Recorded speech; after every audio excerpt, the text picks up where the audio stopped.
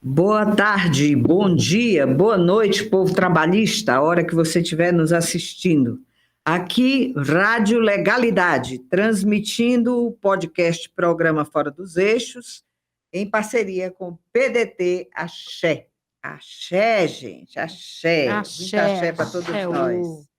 Hoje nós vamos vamos conversar com o Rafael Chaiane. Rafael vai falar sobre educação holística. Ele que é natural de São Paulo, graduou-se em engenharia elétrica com ênfase em energia e automação pela Escola Politécnica da Universidade de São Paulo, em 1998, obteve o grau de mestre em 2006 e de doutor em 2010, ambos pela Universidade de Brasília, onde pesquisou sistemas fotovoltaicos isolados e conectados à rede elétrica. É professor do Departamento de Engenharia Elétrica da Universidade de Brasília, onde realiza pesquisas em educação em engenharia sobre como motivar os estudantes a aplicar os conhecimentos de engenharia para promover a melhora do mundo, com ênfase nos objetivos de desenvolvimento sustentável, combate às mudanças climáticas e transição energética. É membro da comunidade Bahá'í do Brasil, OBA. Hoje nós temos aqui duas religiões. Você é de qual religião? Devaldo é ateu. Nós estamos, a própria Uri aqui, né? Tem uma diversidade religiosa. E Rafael vai conversar com a gente sobre educação holística. Por favor, Denise, você pode nos contextualizar. Boa tarde, boa noite, bom dia a quem estiver nos vendo. Sejam todos muito bem-vindos. Bem-vindo, professor. Muito bom estar aqui. A visão holística é uma coisa muito interessante porque é o todo, né? E ela considera que o conhecimento, ele não é uma parte, ele é um todo. Então, os fatores culturais, os fatores políticos, os fatores sociais influenciam o contexto da educação. E esse é o nosso desafio hoje com o programa Fora dos Eixos, é a gente entender como sair de um eixo com um único olhar, transcender e conseguir trabalhar a educação de uma forma híbrida, integral, inteira e conjunta, com vários fatores, com várias características, com várias formas de pensar. Não é isso, professor? Isso. A educação, ela realmente tem que migrar, né, para essa visão holística, porque eu acho que é isso que vai realmente promover a melhora do mundo. Hoje em dia a gente tem muitas pessoas fazendo várias coisas que acham importante, mas que no final elas não conversam entre si e não atingem um resultado maior. Antes do senhor dar início à sua fala, eu queria dizer que está aqui conosco aí a Sueli, e do Ilê Axé Omoran, Xaxará de Prata, Sueli Francisca das Neves Gama, e a Lorixá Sueli de Omulu. Boa tarde, mãe Sueli. Boa tarde, bom dia e boa noite a todos e todas. Para mim um grande prazer trazer um pouco da comunidade, da religiosidade de matriz africana para esse bate-papo e para essa discussão. Eu vou voltar a palavra para você, Rafael. Professor Rafael, pode tomar conta do terreiro, que a gente vai lhe interrompendo de vez em quando. Então, eu sou professor de engenharia elétrica. Aí, o que eu percebi, à medida que você vai dando aula para os alunos, por exemplo, eu dou aula da parte de energia elétrica. Veja, energia elétrica é uma coisa muito importante. Se você tem eletricidade, você melhora a qualidade de vida das pessoas. Por exemplo, se você tem uma comunidade que não tem eletricidade, não vai ter geladeira, não consegue conservar os alimentos, não tem freezer para guardar vacina, tem dificuldade de estudar, porque à noite não tem uma iluminação boa para estudar. Então, eletricidade melhora a qualidade de vida, melhora a saúde, melhora a educação. Mas hoje, a gente esbarra com o problema do aquecimento global, da mudança climática. E o setor de geração de energia, mundialmente, é o que mais emite gás de efeito estufa. Aí que a gente começa a questionar.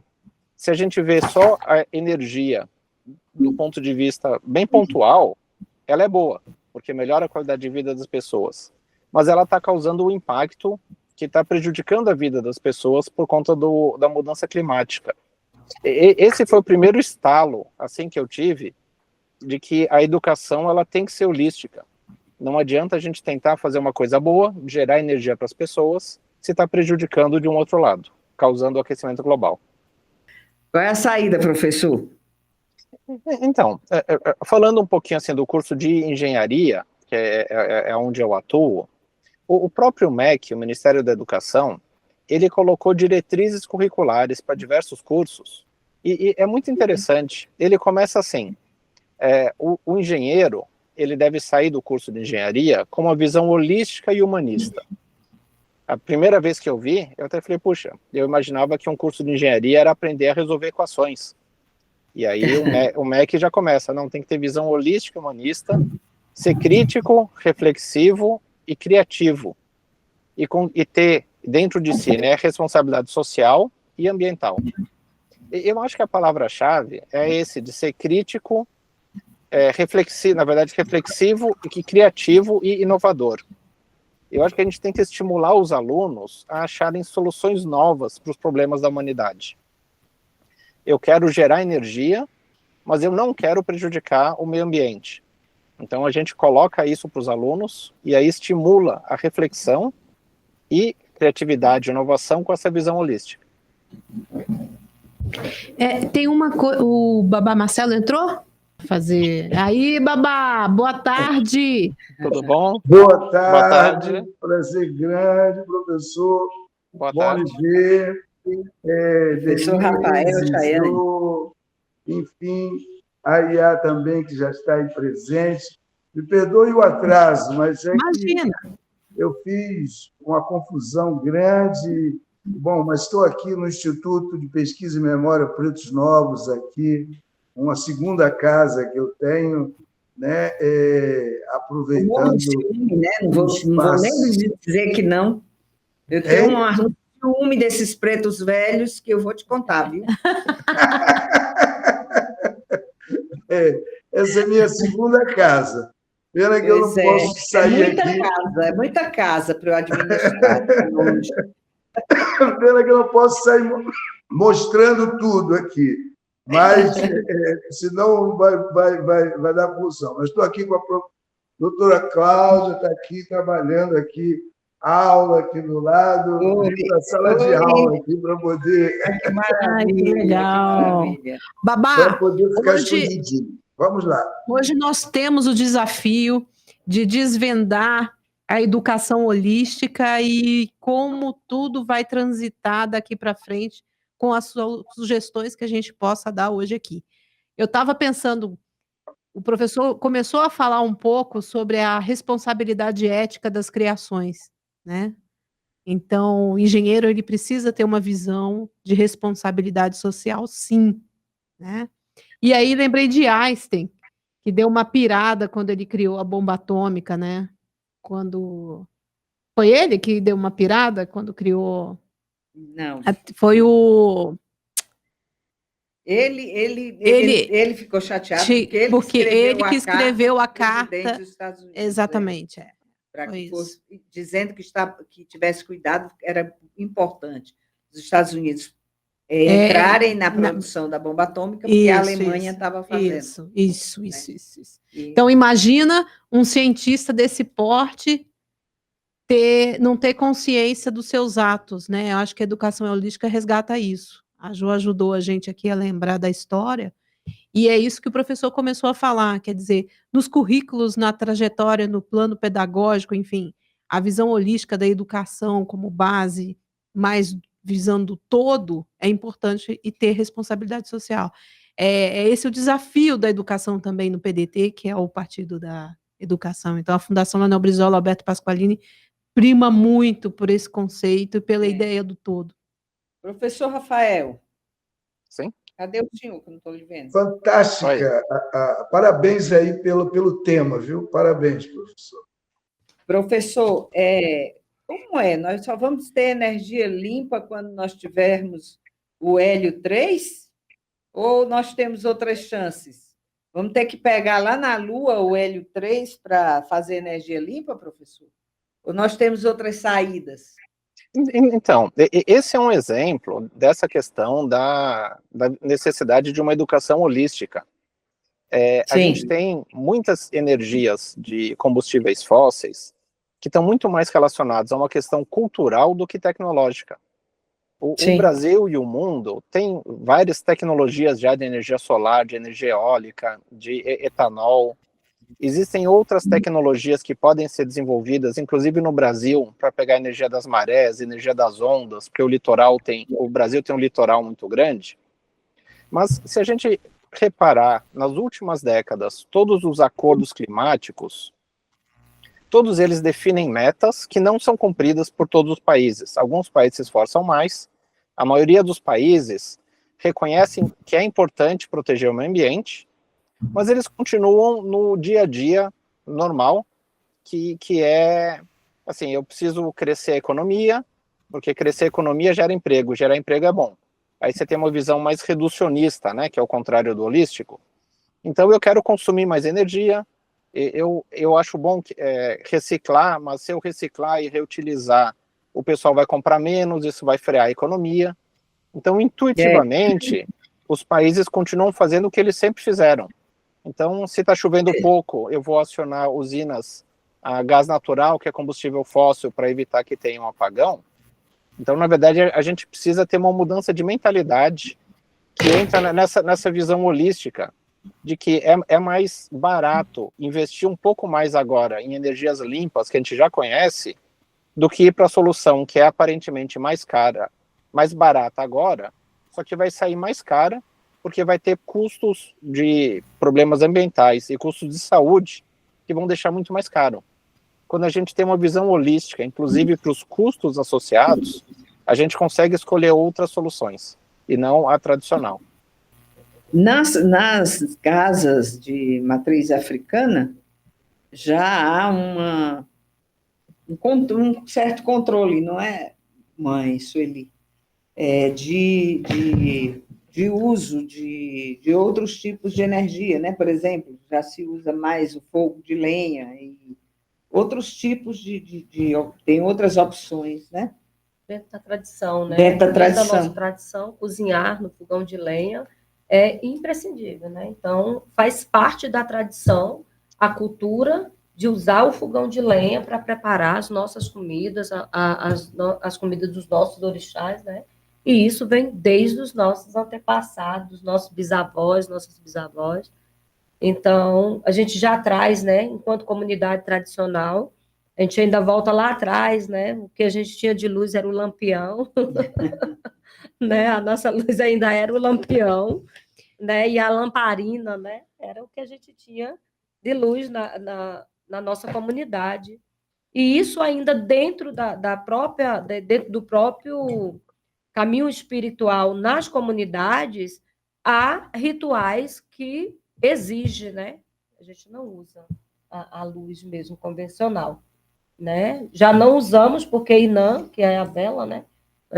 Nós trazemos o fogo e a luz através da vela, mas, por exemplo, o ritual da casa de Abaluaê ainda é no lampião, na lamparina. Não pode né? ser. Não existe.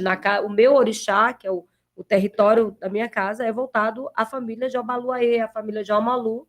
Então, essa família, Ungi, é uma família que ainda está dentro da tradição, né? Se recolhe usando o piniquinho. Então, a necessidade de haver as fossas sépticas dentro da comunidade é muito importante. O ciclo da bananeira, levando ali as águas, né, da cozinha, as águas da pia para nos produzir bastante banana. E olha que povo de matriz africana gosta de comer banana. Eu adoro. Então, né? E a gente, essa é uma prática que eu acho que não vai acabar nunca dentro das comunidades tradicionais.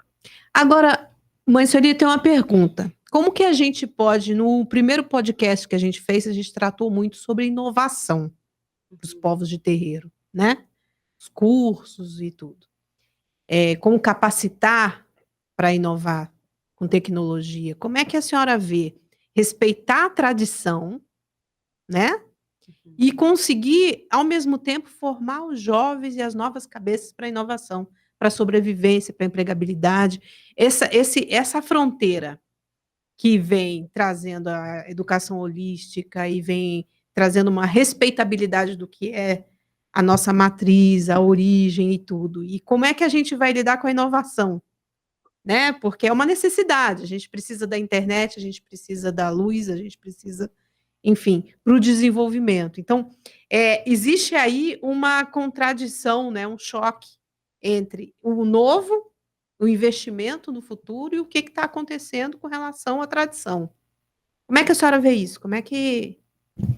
Bem, eu entendo que hoje, buscar a energia fotovoltaica para dentro das comunidades, eu acho que toda a comunidade tradicional hoje, eu acho que é o que ela pede, é o que ela precisa e necessita. Né? Porque a captação de água nós já fazemos, então a gente entende que um buraco que tem no fundo do quintal, ele serve para armazenar água, então a gente já entende essa necessidade. Né? A nossa comunidade, ela tem um rio que passa no fundo, né, da comunidade, dentro do nosso território. Então, cuidar daquele rio, zelar daquele rio, a gente sabe que ali vai estar garantindo um futuro melhor para a nossa comunidade. Quando a gente fala nossa comunidade, eu falo o território do Xaxará, mas em volta desse território existe uma vila, existe uma comunidade imensa que depende dessa comunidade, que depende água, né? Desse rio e que depende dos nossos cuidados. Então, a gente sofre muito, porque, por exemplo, agora vai começar a chuva, então detectar esgoto que encheu lá na comunidade e que esse esgoto vai para dentro do nosso rio. Então, é um trabalho muito grande e dispendioso que a gente tem, mas é a nossa obrigação, enquanto vê a necessidade de querer, né, se manter em um mundo saudável, em um mundo que você pode plantar, que você pode colher. Sustentável. Então, nós já nos sustentamos. A soberania alimentar dentro do nosso terreno, ela já vem na responsabilidade de plantar e colher. Então, a gente planta, a gente colhe, a gente guarda as sementes. Então, todo o novo plantio, ele é feito com aquelas sementes que foram guardadas do plantio passado. Então, essa prática, ele tem que ser familiar. Né? Hoje a gente tem a agricultura familiar, que nos garante passar o conhecimento de pai para filho, voltar a passar esse conhecimento, porque enquanto você tem os grandes agricultores, que aí podem ter suas máquinas, as suas colhedeiras, ainda tem o pequeno agricultor que mantém essa tradição, e eu acho que é o que vai ser a salvação. Né? E olha que coisa interessante, hein, professor? É aí que tem um resgate cultural e educação holística acontece na veia. Trazer essas práticas para a sala de aula, ter um entendimento que a economia ela é pujante e volta a trabalhar dentro de uma estrutura cultural, né? Que hoje é separado, né, Ju? Exato. Inclusive, qual é a viabilidade, professor, de instalação de células fotovoltaicas nas casas dos territórios de matriz africana? Existe alguma ONG, alguma associação comunitária que esteja ligada à produção dessas telhas, dessas placas solares? Né? Isso, vamos lá, deixa eu dar algumas experiências didáticas que eu tive, aí eu já entro nesse ponto. Sim. Mas, assim, a experiência de vocês é ótima, porque, assim, eu sinto que parece que tem uma desconexão do ser humano com a natureza na sociedade hoje, né? Eu acho que dificilmente a grande maioria da pessoa percebe a natureza como um presente de Deus e que nós somos os guardiões da natureza, que a gente deve cuidar disso. Eu acho que esses pontos precisam ser ensinados na escola também, dentro dessa questão da visão holística.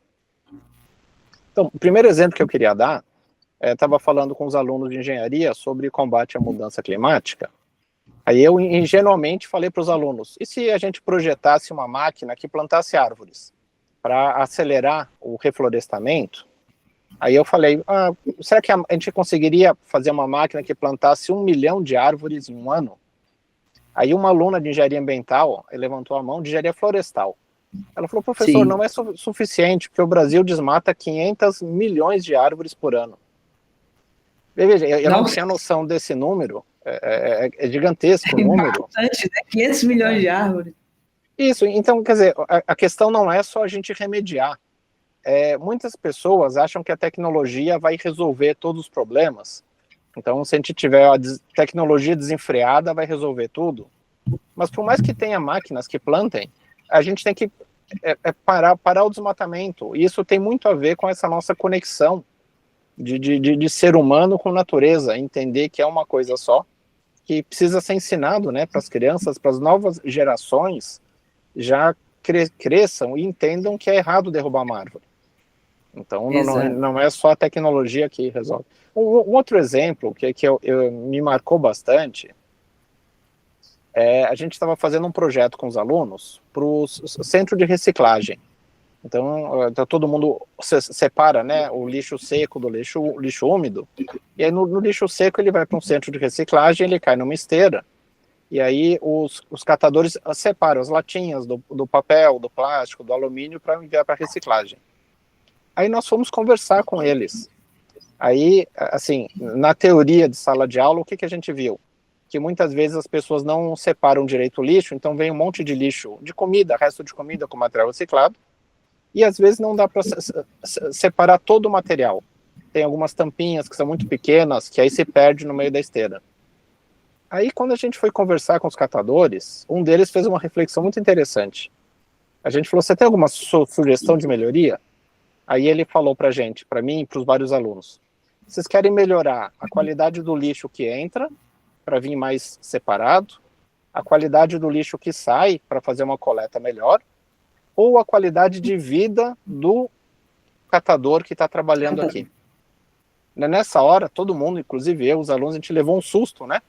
Porque a gente não estava vendo... Pois é, a gente não estava vendo o ser humano que estava trabalhando lá. A gente estava pensando em tecnologias para separar melhor o lixo, máquinas automáticas, para fazer coleta automatizada, quando, na verdade, a gente tem que olhar o ser humano que está atrás. Então, esses são exemplos, né, de como que ir para lugares que tem uma conexão, que gera uma conexão do aluno com outras pessoas, com outros seres humanos, com a natureza, isso acho que vai agregar bastante para a educação holística. É verdade. Inclusive, eu estava lembrando aqui que eu cobri muito tempo a área de economia, e especialmente a área de economia agrícola. E eu me lembro que, na década de 80, houve uma confusão muito grande para condenar, né, para criar a agricultura, essa agricultura extensiva, né, essa agricultura, a grande agricultura, né? Derrubar tudo quanto é árvore para plantar aquelas lavouras enormes pastos e tal, né? E eles condenavam a lavoura dos povos originários, né? Porque eles plantavam os grãos entre as árvores, né? Plantavam ali e dava, e tinha colheita. E eles queriam condenar, dizer que isso era errado, por isso que não era produtivo, que não rendia bastante, né? E aí entra toda uma filosofia que, na verdade, é para atender as grandes empresas, né? Os grandes conglomerados. O agrobusiness, né? Nem era o agrobusiness, ainda não era o agrobusiness. Uhum. Na verdade, eram as grandes empresas de produção de agrotóxicos, que hoje em dia não fertilizantes. Chama mais agrotóxico, né? Nem fertilizante, chama como? Eles criaram um nome novo para empanar, para esconder o agrotóxico. Né? Acho que são agrodefensivos. Os defensivos agrícolas. Agora, sabe que você está falando uma coisa interessante, né? Discriminavam os povos, né? Hoje estão querendo resgatar a agricultura biodinâmica, querendo resgatar a agroecologia como solução como tecnologia de inovação. Inovação já era, né? Quando você vai estar trabalhando, olhando um pouco mais para a tradição da produção agrícola, você está vendo que a biodinâmica era isso, a gente aproveitava o vento, o ar, né? Eu já ouvi parlamentares falando assim, olha, eles querem que a gente tenha árvores, uma mata ciliar, né? A árvore ao lado do rio, né? Mas na Europa não tem. Por que não tem lá e eles querem que a gente tenha aqui? Oh, meu Deus, eles se desgraçarem, a gente vai se desgraçar junto? É isso aí. Eu acho que não é por aí, né? Acho que o caminho é outro. Não é porque eles... Você viaja pela Áustria, você vê aquelas árvores lindas, não sei o que, tudo a mesma árvore, tudo pinos, tudo a mesma árvore. Não tem variedades de árvores, não tem... Como aqui, você vai numa mata, você tem uma variedade enorme. Agora, olha só que interessante. Graças a Deus. Floresta graças a Deus, os orixás. As florestas brasileiras, elas não são formadas por um tipo de árvore. As florestas europeias é um tipo de árvore. Aqui não, nós temos florestas com milhares de tipos diferentes de árvores. Agora, olha o curioso. Essas civilizações vieram antes da nossa, tiveram mais tempo para degradar, fizeram a bagunça que fizeram, perderam suas naturezas, né? Foram degradando e foram perdendo. E a sua própria humanidade. Aí, quando vem para o Brasil, nossa, um abacaxi. Nossa, olha essa árvore. Nossa, eles estragaram o deles e a gente fica querendo imitá-los como se eles fossem referência. E nós somos as referências aqui. Né, é verdade? Então, assim, esse contexto de importar as coisas e os conceitos, a gente tem a gente é o celeiro do mundo, né? Tem que saber lidar com isso. Aí o Babá Marcelo vai deitar e rolar, né? Porque contra o eurocentrismo está com ele. Está com ele mesmo, hein, Babá? Estou ficando para você. Então, professor, eu só fazer aqui a minha provocação, né, no sentido da defesa, né, e preservação das tradições culturais de matriz africana. É preciso que a gente... eu fico muito feliz com esse tema, essa abordagem, porque faz com que... vai levar conhecimento a esse povo brasileiro, né, no nosso povo brasileiro, de tanta riqueza, né, até mesmo de pensamento dos povos tradicionais, né? Eu sempre digo, né, a Nigéria hoje você não tem companhia elétrica, né? Você tem a luz fornecida pelo governo, até por interesses outros, né? Imperialistas, né? Até por interesses. É mais interessante que seja consumido o diesel, o combustível que pertence ao governo, né, do que a questão da energia. Então, a energia elétrica é coisa de 4 horas, 5 horas no máximo, durante o dia. O resto do dia, da noite, são geradores, né? Porque quem tem gerador é quem pode comprar o óleo diesel, né? A gasolina, enfim, para então, gerar sua energia. Isso. Então, essa prática, viu, mãe, essa dita tradição, né, da utilização das velas, utilização da lamparina e tudo mais, se dá em função desse descaso do governo, né? Dessa falta de infraestrutura que o governo tem para com a população. Imagina, eu sempre friso isso, a Nigéria é do tamanho de Mato Grosso. Imagina a população do Brasil dentro de Mato Grosso. Quem olhando assim, nós que estamos aqui no Brasil, olhando a população do Brasil dentro de Mato Grosso, todo mundo diz para mim, é impossível, deve ser uma loucura, né? Pois a Nigéria é quase duas vezes a população do Brasil dentro de Mato Grosso. Então, toda essa tradição que nós temos, que, de certa forma, contribui com a preservação do meio ambiente, né? Que a medicina tradicional, através das raízes. Nós temos, por exemplo, uma raiz que hoje faz um trabalho excelente de recuperação de drogados, por exemplo, né? Reseta a memória, uma raiz que os Estados Unidos já patenteou, industrializou, que vem da África, que é a iboga, né? Hoje é um remédio... Como é o nome, papai? Ibogaína. O tratamento é chamado de ibogaína. É a casca de uma raiz de uma planta chamada iboga, que reseta A senhora conhecia, mãe? a memória dos viciados. O cara vai no fundo do poço e, quando volta, ele não tem mais aquilo que se chama a dependência química, Abstinência. A síndrome de abstinência. Ele não tem nada disso. Então, nós temos aí vários medicamentos, vários Fármacos. Né?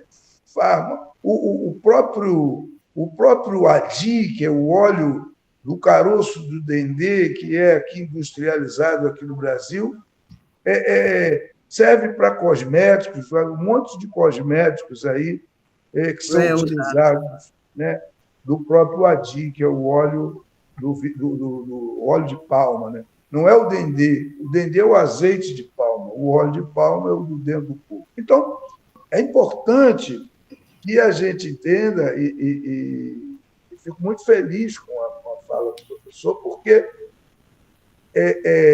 mostra, né, a importância de nós resgatarmos, a importância de valorização das comunidades tradicionais de matriz africana.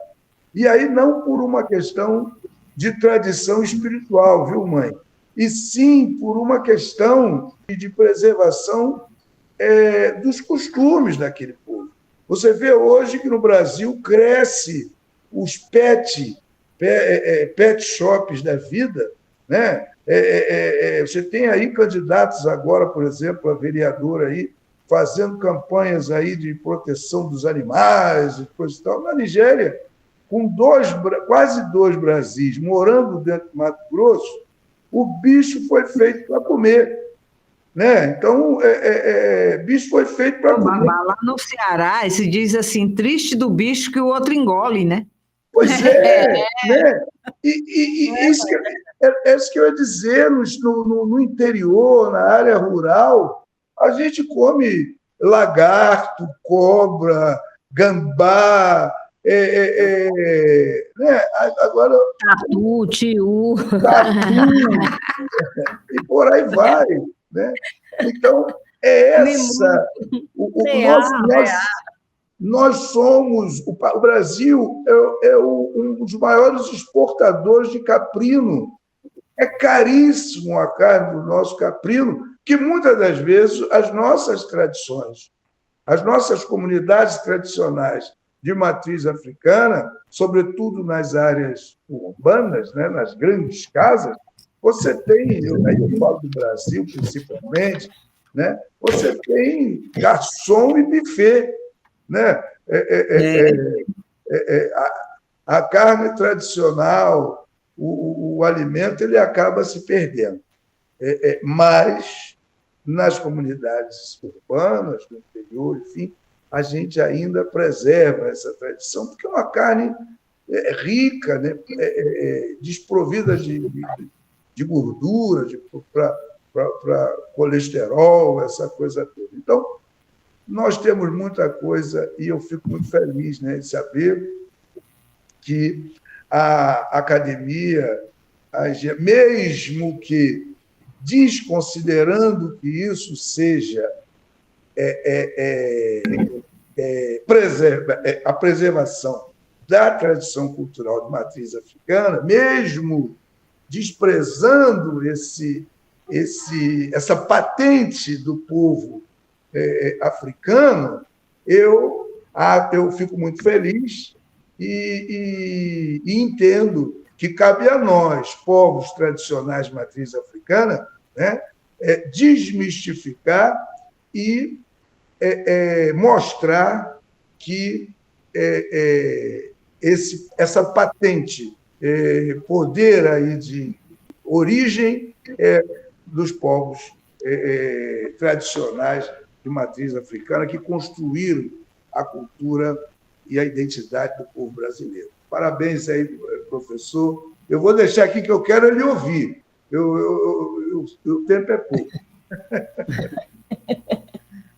Deixa eu falar um pouco sobre assim, essas grandes plantações, né, que foram citadas. Sim. Esse é um exemplo de visão reducionista, né, que é o oposto da visão holística, né? Você só olha um aspecto. Você fala, olha, a população mundial está crescendo, temos 7, 8 bilhões de pessoas no mundo, precisa de comida.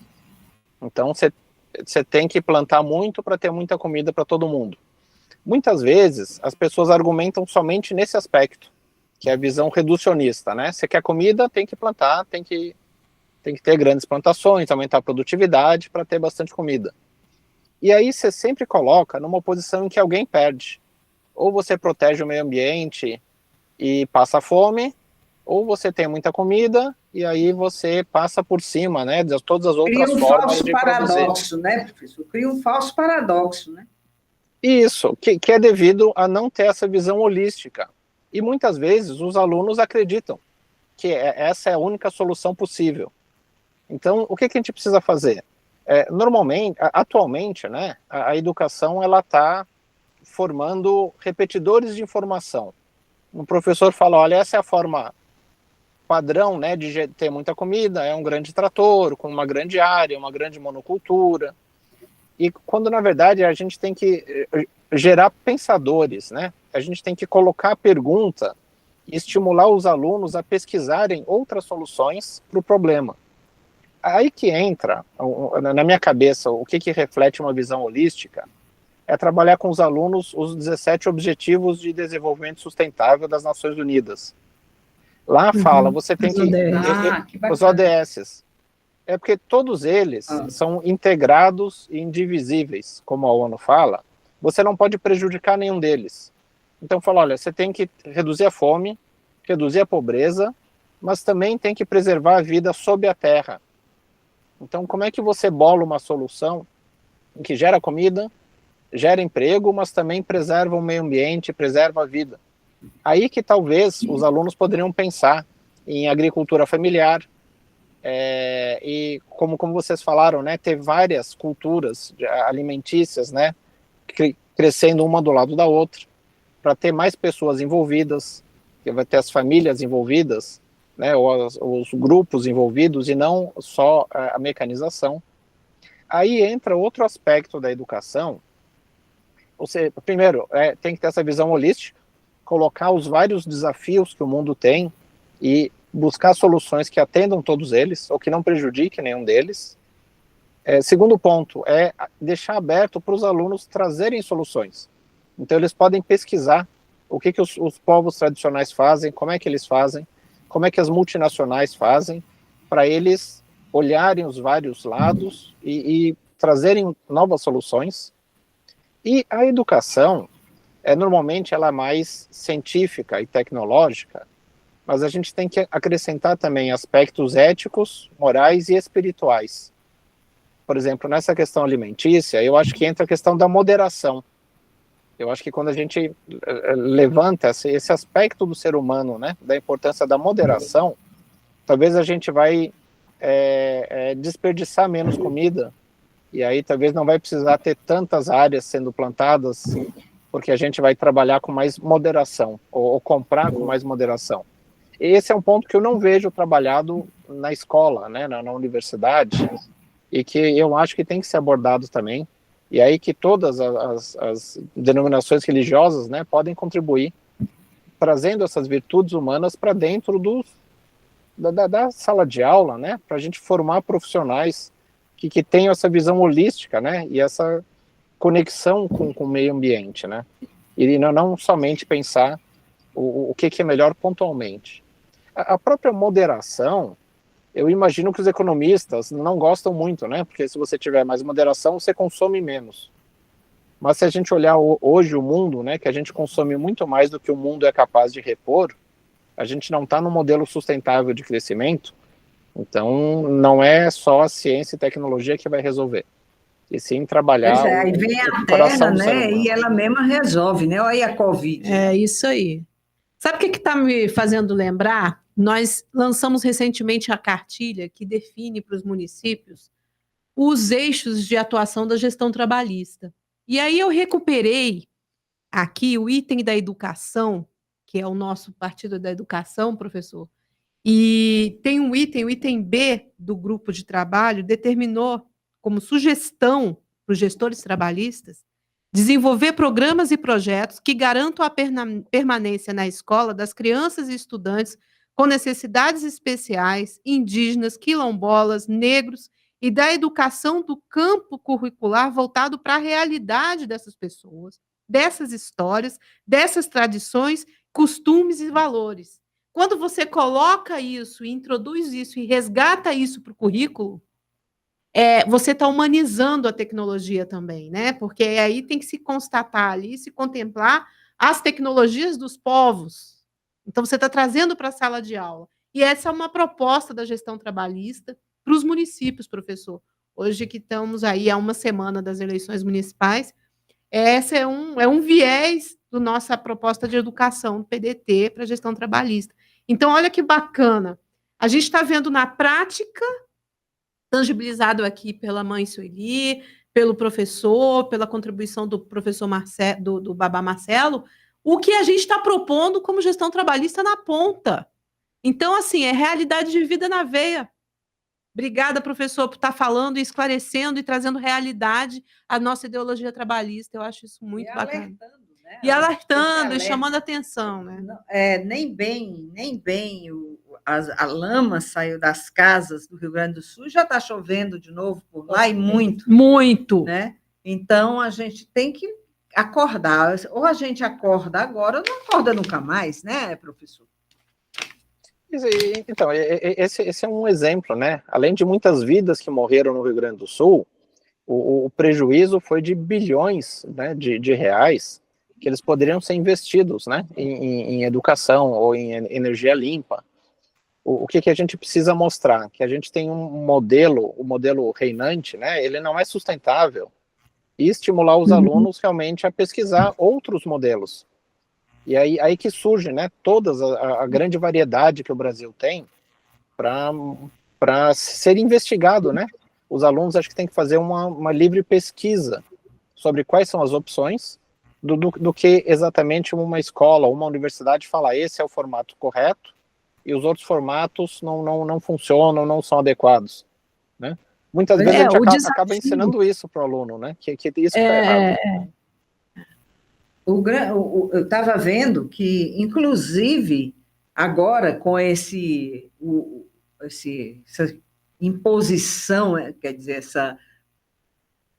essa ampliação, essa voz gritante da inteligência artificial, e estão chamando a atenção já para tanto de água que se gasta para resfriar equipamentos e o tanto de energia elétrica que se gasta para produzir essa inteligência artificial que nós queremos agora usar em todos os campos e em todos os lados, né?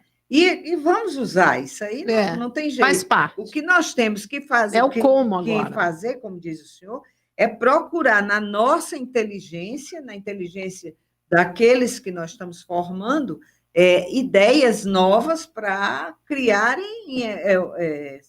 situações que procurem amenizar essa situação.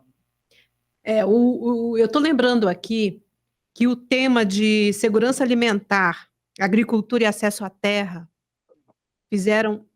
o grupo, né, fez uma sugestão com relação à criação de um conselho municipal, o CONSEA, que que esse conselho aterrizaria a formação de membros da sociedade, para todo mundo conseguir sugerir ali para a vereança e sugerir para as prefeituras que a gente conseguisse ter um programa de aquisição de alimentos e programa nacional de cozinha solidária.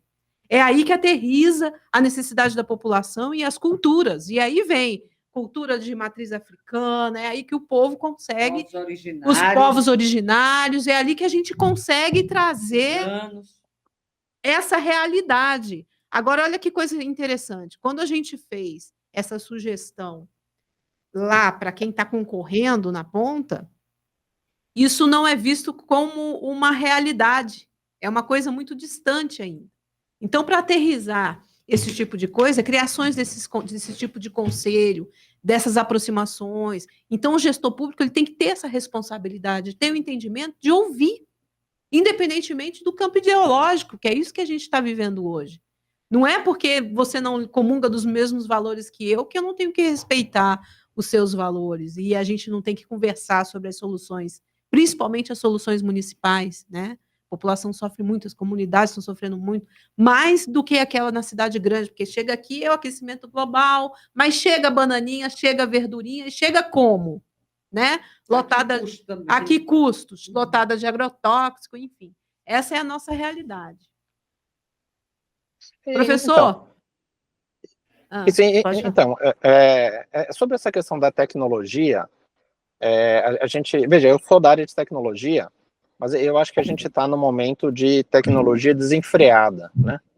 Por exemplo, se você vai pedir uma comida por um aplicativo de entrega de comida, muita gente gosta, até porque você não precisa ter nenhum contato com nenhum outro ser humano, né? Você não precisa falar com um garçom ou com um balconista de uma loja para pedir a comida. Você faz tudo pelo aplicativo. Se você vai pedir um transporte, né? Você pode pedir um carro pelo aplicativo. Você não precisa dar bom dia, não precisa dizer para onde está indo. Quer dizer, a tecnologia acaba afastando as pessoas. Então a gente tem que trabalhar a educação para criar essa religação de novo. Aí entra, por exemplo, uma coisa que eu acho que é super interessante, que alguns lugares têm, seriam, por exemplo, hortas pedagógicas dentro das escolas, para estimular os alunos, desde pequeno, né? Escola ambiental. Uma escola ambiental, ter a horta pedagógica, e eles plantarem e levarem a alface que ele plantou, levar para comer em casa. E talvez as próprias escolas, na minha apoiadas geração, de alguma forma... Desculpa estar lhe interrompendo, professor, mas eu tinha as práticas agrícolas, eu não sei se vocês lembram, é que faz muito tempo, tem 50 e lá vai pedrada anos, mas eu plantava minha alfacinha, levava, mostrava para minha mãe, almoçava aquilo. Então, assim, tem que resgatar algum... O senhor não é dessa época, professor? Acho que não, né? O senhor é mais jovem que eu. Isso, não... Mas tinha isso. Todos no mesmo barco. Tinha prática, vocês estão lembrados? Um mais, outro menos, mas estamos no mesmo barco. Porque... eu nunca gostei de plantar. Bom, eu gosto de comer. Que eu vivi, né? Porque, assim, mas era uma... Pode falar, professor. Isso, não, por exemplo, tendo uma horta pedagógica nas escolas, e de alguma forma, a gente estimulando os alunos a praticarem atos de serviço para a comunidade, talvez ajudando a manter uma horta comunitária, uma horta do bairro. Isso tudo eu acho que ajuda na educação, né? Que reconecta o aluno com a natureza, conecta o aluno com o próprio bairro, né? Fala, poxa, eu estou aprendendo aqui matemática para calcular quantos litros de água precisa para essa horta, eu estou aprendendo geometria para fazer uma plantação que tenha um espaçamento entre as árvores, e estou fazendo algo bom, porque aí vai ter uma comunidade toda que vai se beneficiar disso. Então eu acho que a educação tinha que entrar um pouco mais nesse aspecto do que exatamente a parte só teórica, né, da educação. É verdade. Enfim, aprender é um exercício que, se tornar menos cerebral e mais com as mãos, não é menos cerebral que eu quero dizer, é mais interativo, cérebro, mãos, cérebro, corpo, cérebro, terra, né? Quanto mais a gente conseguir gerar isso que nós chamamos de holismo, essa integração, quanto mais nós gerarmos isso, menos nós teremos problemas com o desequilíbrio climático. Né? Só para concluir, como diria Paulo Freire, né? A gente diante da diversidade cultural do povo brasileiro, é um aprendizado mútuo, né? Quando você começa a explorar esse saber que vem do educando também, do educador e do educando. Então, acho que é muito importante. Isso que existia, como a Denise falou, na nossa época. Era plantar Ainda árvore. bem que eu não estou sozinha nessa, porque aí eu ia ser a mais antiga aqui.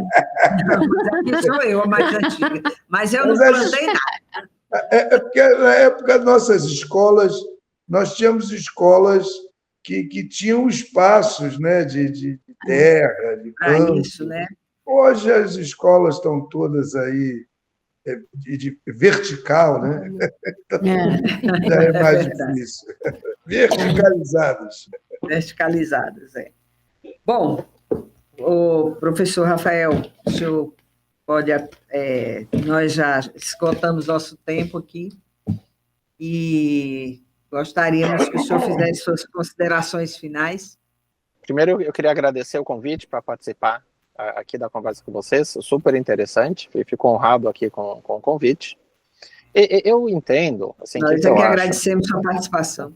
Bom, muito obrigado. Eu acho que todo ser humano ele é nobre por natureza. Então, na educação, quando a gente fala para o aluno decore isso ou decore aquilo, ele pode pensar, por que eu vou precisar disso? Se a gente mudar um pouco o enfoque da educação e falar, olha, vamos fazer um projeto que vai beneficiar as pessoas. Todo mundo fica motivado. Eu acho que não tem nenhum aluno que vai falar, não quero fazer um projeto que vai melhorar a vida das pessoas. E aí os professores vão falar, para fazer esse projeto a gente precisa de alguns conhecimentos, de matemática, de física, de química, de biologia. Então, quando a gente direciona a educação, não só para aula expositiva, que é a aula tradicional, mas direcionar os alunos para um lado mais espiritual. Olha, vamos pegar esse conhecimento e fazer uma coisa boa com ele. Eu acho que os alunos vão se motivar a aprender mais e eles vão realmente propor soluções diferentes para o mundo. Eu acho que hoje o problema no mundo não é a falta de conhecimento, é a falta, talvez, de sensibilidade ou de valores espirituais para as pessoas tomarem as decisões corretas. Então, essa é a mensagem assim, que eu queria colocar aqui no final. E agradecer muito a participação aqui, estou achando ótimo. Que bom! Virá mais vezes, tem muita coisa para conversar. Para participar da nossa conversa. Babá, o senhor pode se despedir também. Com certeza, nós ganhamos muito. Volto a dizer, tema fantástico escolhido aí por essas duas mentoras, aí, Denise e Jo, né? Desculpe, mamãe, que eu esqueci o nome dela. E a Sueli. Mãe Sueli, um prazer grande. Quando eu estiver em Brasília, quero ir lá visitar a sua comunidade também. E eu esperando. Isso aí. E eu vou de bicuda. Sim. Breve. Já estamos sentindo sua falta aqui, hein? Tem muita coisa para a gente conversar. Breve eu estarei de volta. Um beijo no coração aí, parabéns mais uma vez. E tenho certeza que dentro do PDT, dentro da Fundação Leonel Brizola, né, que sempre foi comprometida com a questão da educação, esse programa vai estar contribuindo com o pensar dos nossos parlamentares para efeito de audiências públicas e de projetos de lei, não só dos parlamentares, como do Executivo, para que a gente faça uma educação que seja realmente voltada aí para o povo brasileiro, para dentro aí dessa visão holística e no pensar na qualidade de vida do ser humano. Parabéns. Denise. Bom, eu quero agradecer a todos os participantes e a senhora, viu, mãe Sueli, que a contribuição da origem e dessa experiência foi pouca, mas aqui antes, nos bastidores, a gente andou conversando, confabulando, e foi bem interessante, porque é o resgate na prática das nossas origens, né? E a gente tem que entender que a natureza faz parte disso tudo. E hoje, com o encerramento desse 7º episódio, só me deixa cada vez mais empolgada por causa da nossa cartilha, que ela é transversal, a cartilha trabalhista, e trabalha esses temas. A gente só não vê a saúde. cartilha só não aparece aqui fisicamente. Fisicamente ela não está, mas ela está virtual e a gente vai disponibilizar o link no final. Então, quem quiser consultar, pode consultar, ali está toda a gestão trabalhista e transversalmente tudo o que pode ser feito e ser trabalhado com relação à educação, inovação, saúde, segurança, enfim. É um tema, o tema trabalhista ele é forte e transversal. E junto vem a natureza e a sustentabilidade. Gostei muito da senhora ter vindo aqui. Tenho muito a agradecer, e muito agradecer o Babá também, que está sempre apoiando a gente. É terça-feira, na hora, viu, Babá? Na hora, tá, Babá? Você tem que inventar o preto velho para conversar. Você arranja os pretos novos. Não, fica com os pretos velhos, deixa os pretos novos aí. Eu queria deixar uma contribuição muito grande, que hoje, a gente falando aqui, e aí você resgata, né, o Conceia, resgata também, dentro do Conceia, a agricultura familiar. Hoje, o Banco de Alimento, ele recebe essa doação de alimentos que vem dos agricultores familiares, que são alimentos que são produzidos sem agrotóxico, né, e vai diretamente para as cozinhas solidárias. O Ilhaxel Mora, Xaxará de Prata, é uma cozinha solidária. Que bom! Então, nós servimos a jantinha solidária, nós levamos a comida para as crianças, nós alimentamos a rua dentro da comunidade e aos redores de nossa comunidade. Então, está dentro desse programa. A gente sabe que é uma luta que vem, porque a nossa luta ela vem de muitos anos, não é isso, Babá? E é essa luta que nos fortalece. Então, quando a gente ouve dizer que hoje tem a Cozinha Solidária, que o programa está dando certo, o programa está aí, ele está acontecendo. Existem várias instituições dentro, né? Como a instituição Azulinho, a Casa da Vila, a Casa de Babá Aurélio também é uma das cozinhas solidárias, né? O Ilhaxel Moran. Então, nós somos essa cozinha solidária antes mesmo dela existir. Nós já éramos cozinha solidária, porque a gente produzia alimentação, ia para a rua, para os hospitais, e continuamos fazendo, só que com diferencial. Hoje, dentro do programa, né, alimentação, essas verduras, né, bananas, vão para o banco de alimento, eles são distribuídos para dentro dessas comunidades, e essas comunidades faz chegar, né, o alimento saudável na ponta. E isso nos engrandece, isso nos enriquece, porque é uma luta nossa de produzir alimento saudável. E hoje, quem tem o seu território e pode produzir, nós também fazemos, via Fiocruz Brasília, um projeto voltado para as comunidades tradicionais de terreiro. O nosso Axé também participa, o do Pai Aurélio com o Ciclo da Bananeira, do Pai Joel, né, da Mãe Delcione, da Mãe Rosa de Oiá. Então, a gente planta, e esse plantio é um plantio que ele é distribuído. Né? Então, a gente planta, separa as sementes que vai ser as nossas sementes crioulas do nosso próprio território, Babá.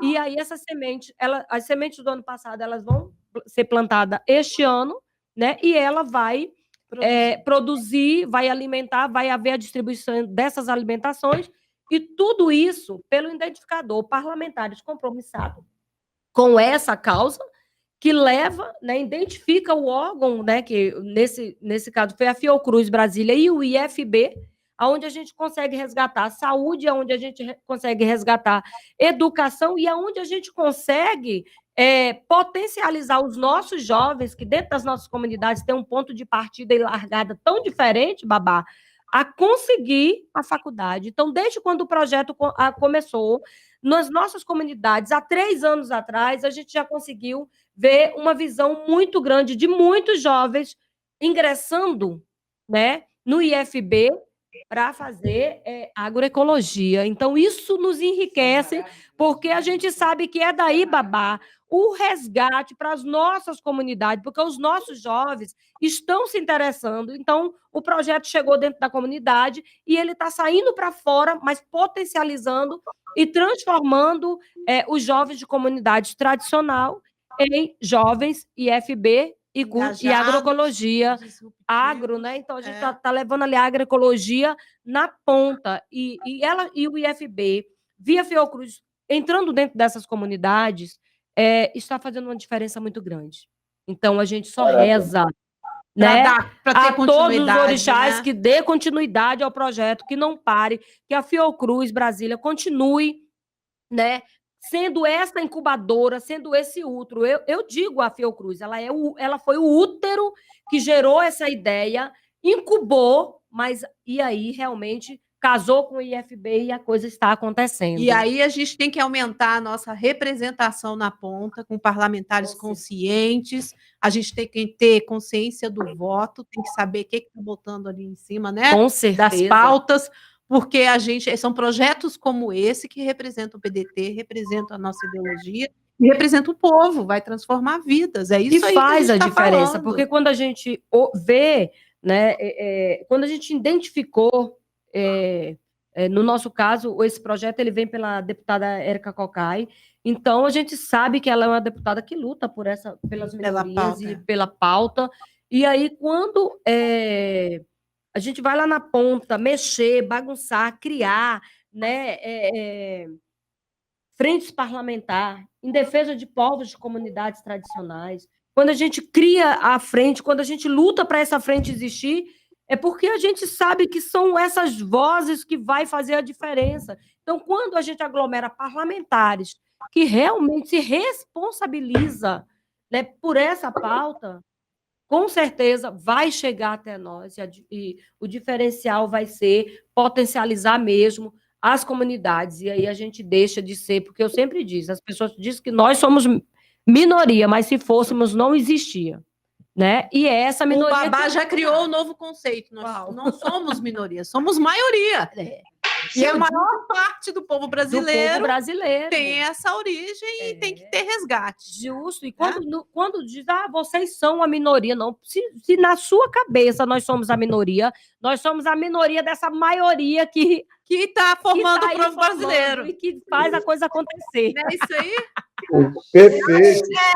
Mais um episódio do Fora dos Eixos.